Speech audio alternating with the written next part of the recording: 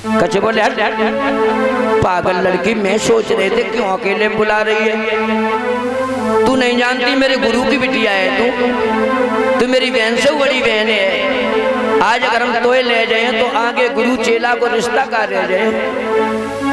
बहुत निवेदन करो कछु सही, लेकिन हमें ले चलो, हम तुम्हारे बिना रह नहीं पाए। लेकिन कच्छ किसी तरह तैयार नहीं हुआ तो पहले श्राप देवयानी ने दिया है।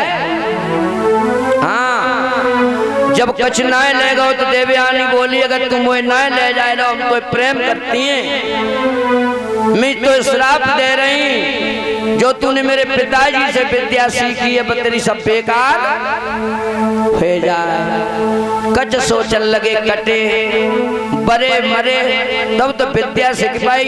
और जब पागल लड़की ने 2 मिनट में करे भाई पे पानी तब कच्छ ने श्राप दो।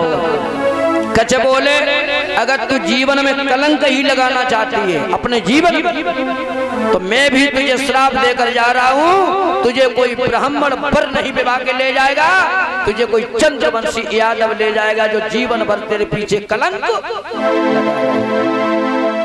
ये कारण था।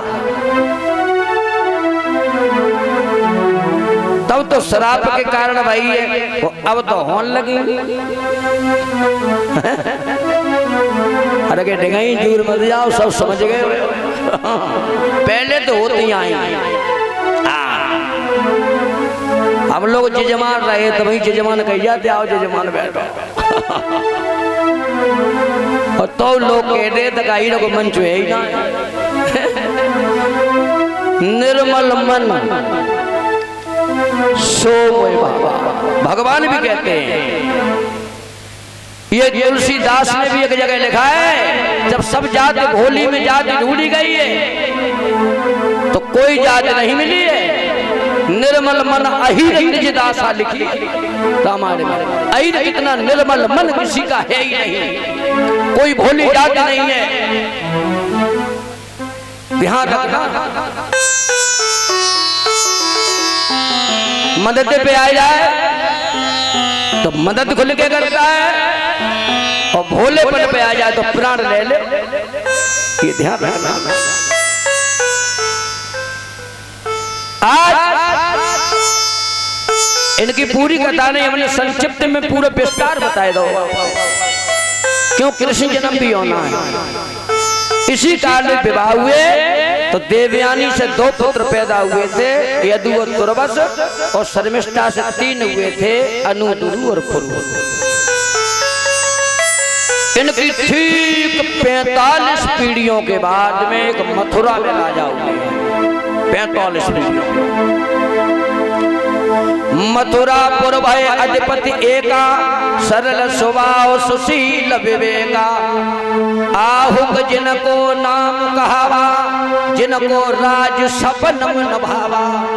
नृप आहुक तुई सुतऊ जियाए, उग्रसेन देवक कहलाए। नृप आहुक सुरलोक सिधारे, उग्रसेन फिर राज समारे। आहुक राजा के यहाँ 2 पुत्र हुए हैं, उग्रसेन देवक।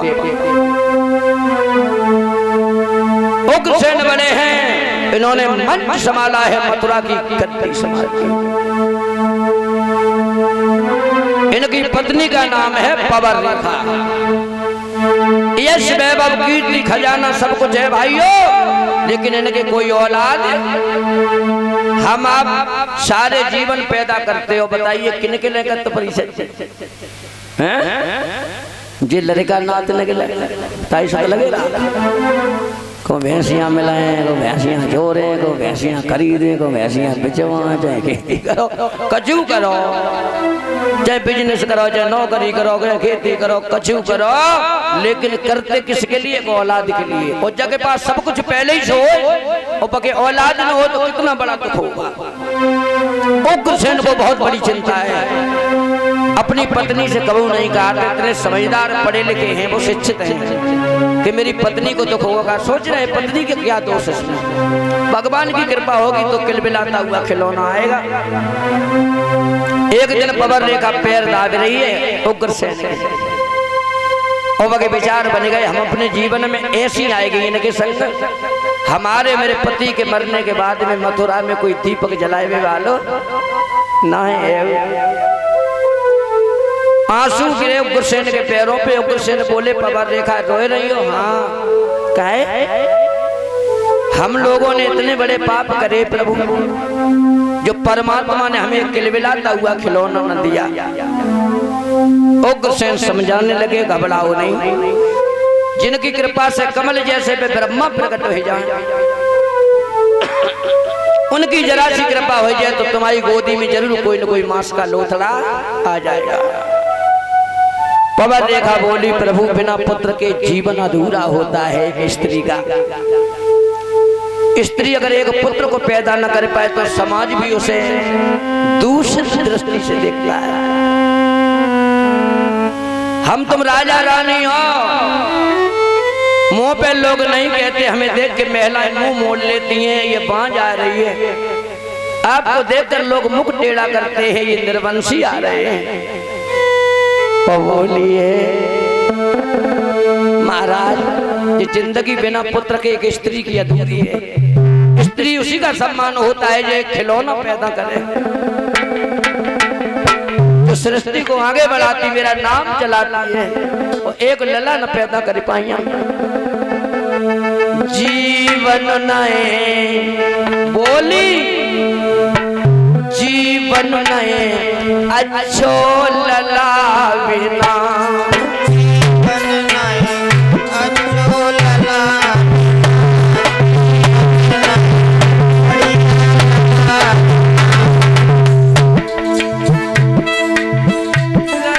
बिना, पूत बिना एक कुमर बिना। महाराज जीवन में बढ़िया लला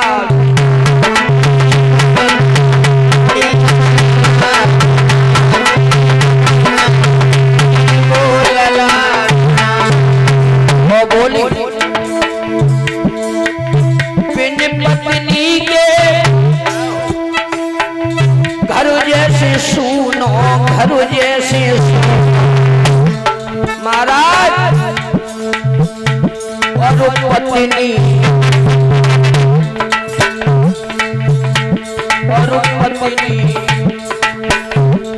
जब पत्नी सुनी कंठ बिना, जीवन अच्छो लला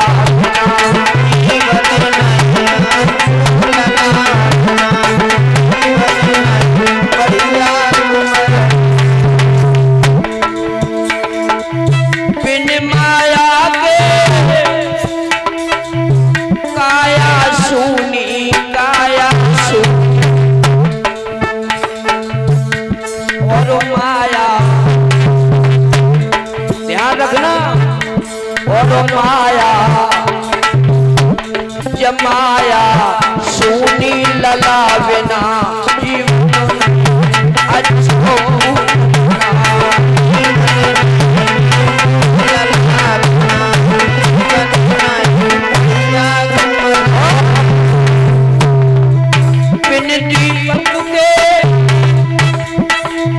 मंदिर सुनो, मंदिर और दीपक, और दीपक, और दीपक सुनो भजन बिना, अच्छो लला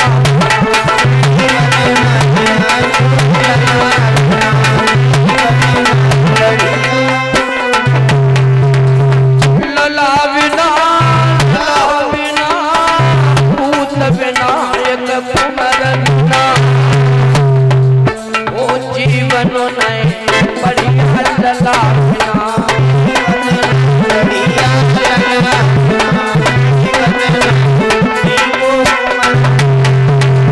महाराज बिना पुत्र के जीवन अधूरा है नाथ। उग्र से नाना तरह से समझा रहे, उधर श्री सुखदेव जी समझा रहे। आज पवन रेखा कहती हैं प्राणेश्वर से घर में जी नहीं लग रहा है, आपकी आज्ञा मिल जाए, आपकी अनुमति हो जाए तो हम कहीं घूमे आए। सती शंभो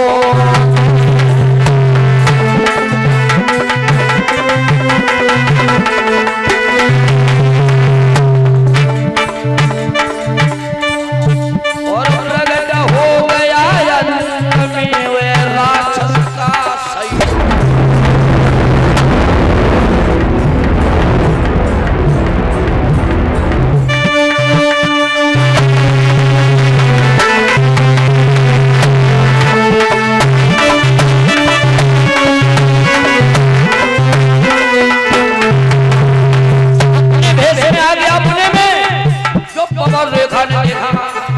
पवन रेखा सोचने लगी, अभी तो हमारे प्रिया के भेष में मेरे पास में बैठा किलोले कर रहा था, इसने मेरा धर्म नष्ट कर दिया। हे भगवान, अब मैं कहां जाऊं?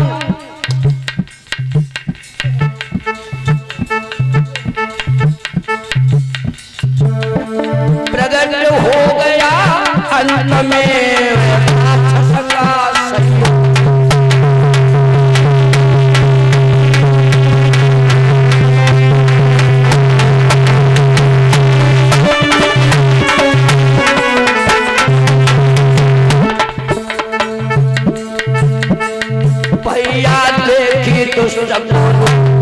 मात मन में घबराली,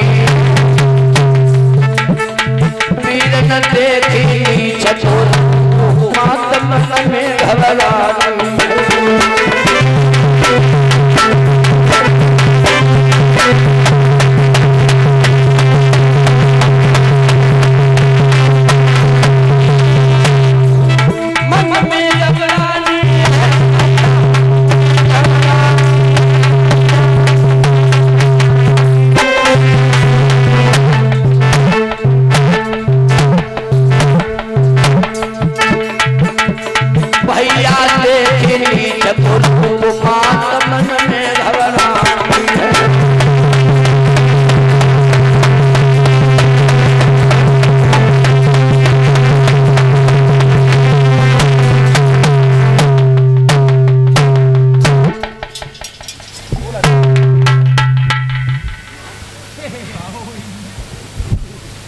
कहने लगा, पवन रेखा, तेरी खाली गोदी देख करके मुझे तरस आ रहा था।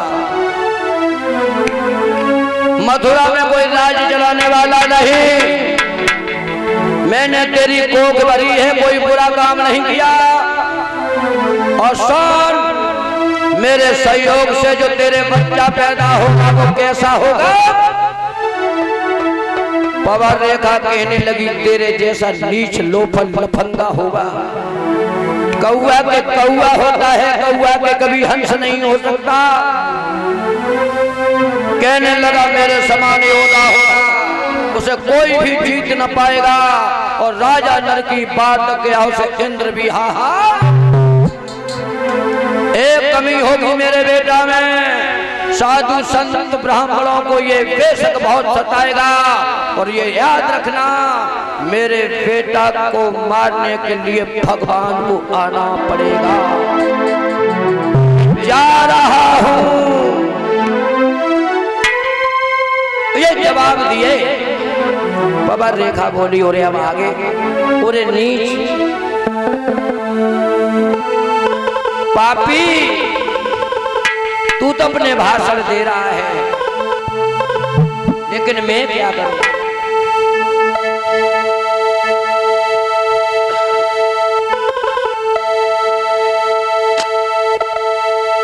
और तेरे जैसे यौवन की किसी को जवानी न मिले। और पापी, नीचे ऐसी जगह तू मरिए जहाँ पानी न मिले, उत्ता ऐसी जगह तू मरिए जहाँ पानी न मिले।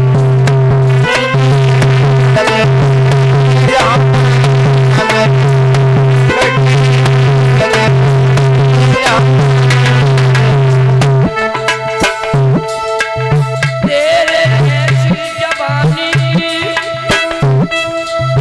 और ढूंढे से निशानी न मिले, बाकी ऐसी जगह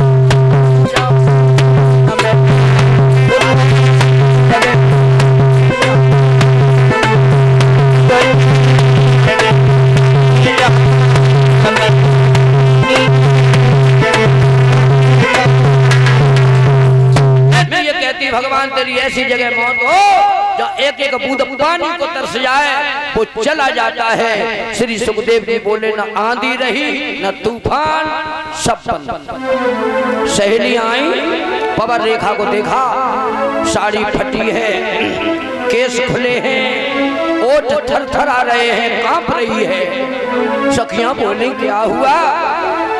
अब पवन रेखा सोचने लगी जो घटना घट गई है बताने से कोई फायदा नहीं। तो बात अपनी सहेलियां छुपाई गई और झूठी बोली बहन तुम हमें छोड़ के निकल गई। हाँ आंधी आई, हाँ तेज आंधी आई, बस उसी आंधी में सब गड़बड़ हो गया।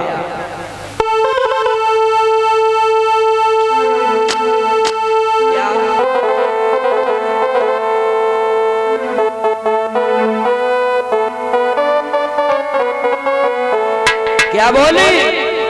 तुम हमें छोड़ के निकल गई, एक बंदर मुझे पछाड़ गया।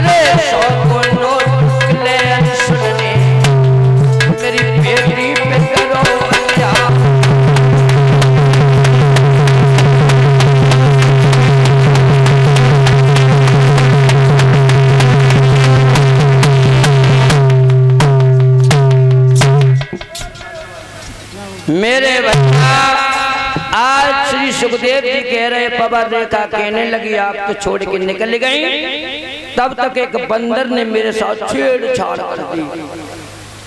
संग वाली सोचने लगी ऐसा करो रानी है कहूँ कुछ होगा क्या भाई साहब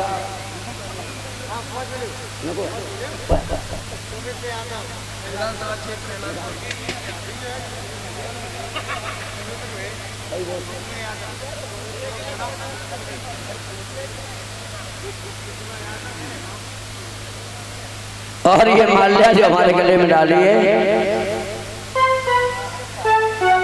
सुमित यादव ने। ले आओ भाई साहब।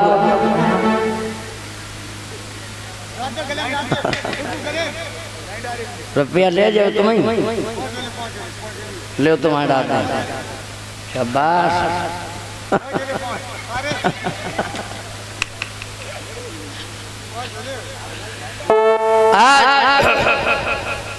भाई हो ये हमारे क्या नाम